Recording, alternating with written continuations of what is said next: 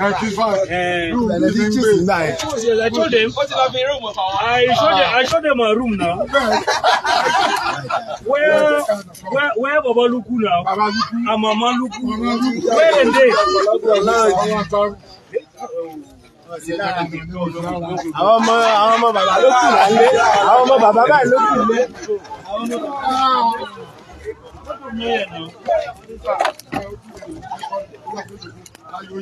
Oh, that's good job. Oh, that's good. That's good.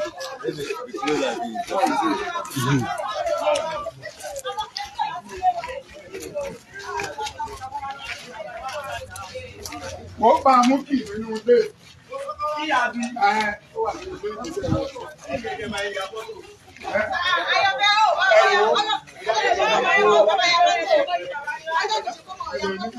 The one is still strong, bro.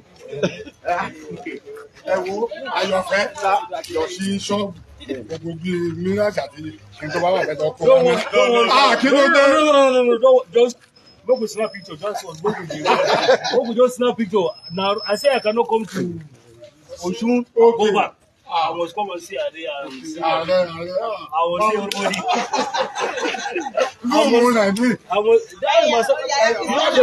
The first room is informal. The second room, my own. The next one, Sister Meg. Then this one, after this one, Mama Luku and Baba Luku there here.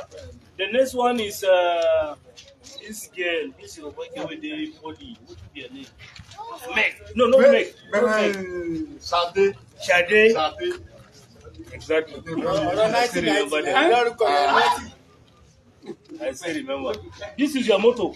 Okay, I know this. But maybe you change that one. I'm going to tell you.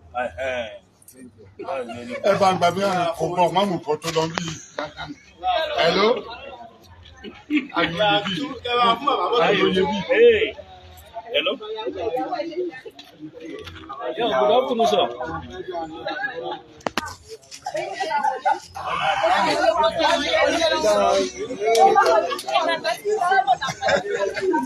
Ọjọ́ ti pẹ́. Nígbà tí a jáde pé aṣọ tí àkẹ́wọ́ ni.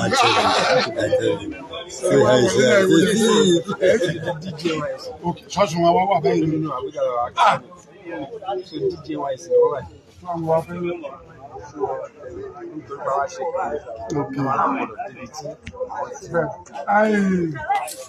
Yeah, down.